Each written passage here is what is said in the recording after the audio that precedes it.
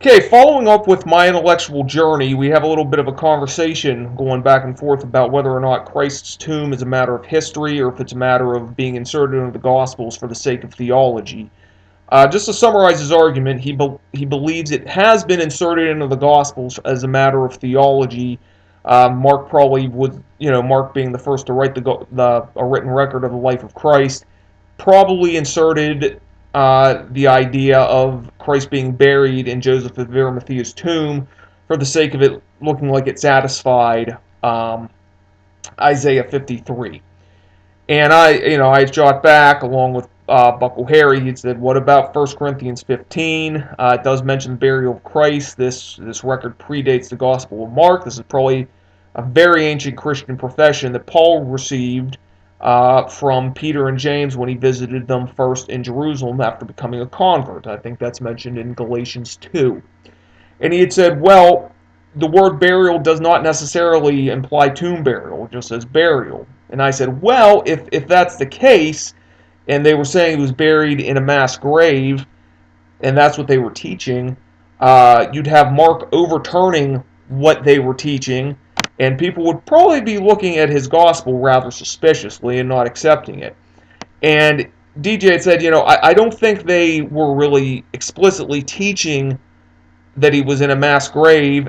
They probably just said that he was buried and left it at that because they didn't know.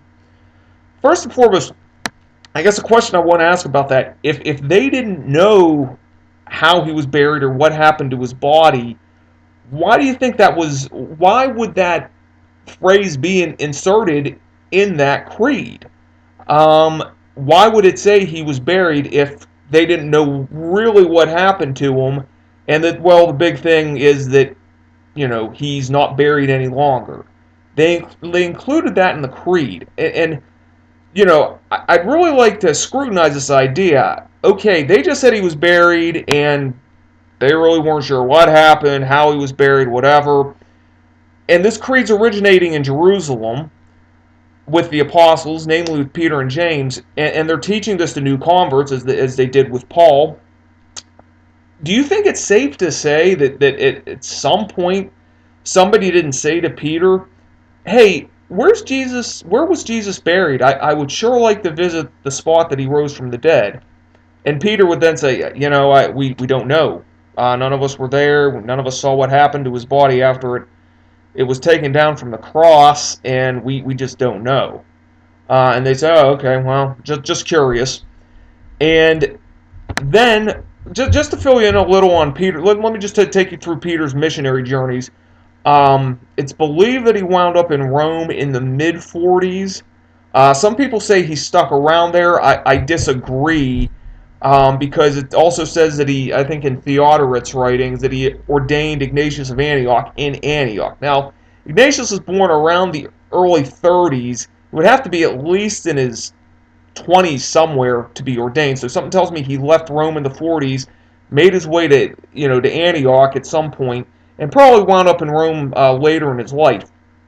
Um, but here, and then the story about Mark's journeys said he journeyed with Peter to Rome in the mid 40s, and not long after that, he left Rome for Alexandria, and that's where he spent the rest of his life. That's he set up the Alexandrian Church, founded the Alexandrian Catechetical School, stuff like that. So Mark was probably written according to at least these traditions. I know a lot of modern scholars wouldn't necessarily agree, but Mark was probably written in Rome.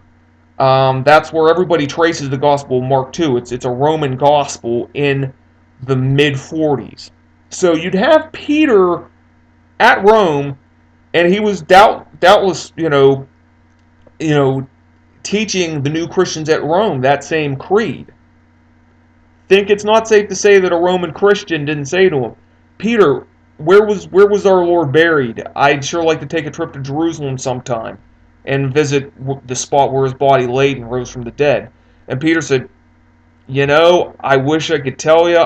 We all ditched out. None of us knew what happened to the body. And the Roman Christians would say, oh, okay, just wondering. And then at the very site that Peter is teaching these Christians this stuff, you have Mark writing a gospel and saying, I'm gonna gin up the narrative. I'm gonna make it look like he fulfilled Isaiah 53. He's writing this, and it's being distributed to the Romans first and foremost, Roman Christians, and they're like, wait a minute, you're summarizing Peter's sermons and stuff in the life of Christ that you got from him? He's telling us he doesn't know where the body got buried. What are you talking about, this Joseph of Arimathea junk? You'd think they'd be keeping that gospel around. I just don't. I really, really think that the evidence falls into the category of Jesus being buried in Joseph of Arimathea's tomb.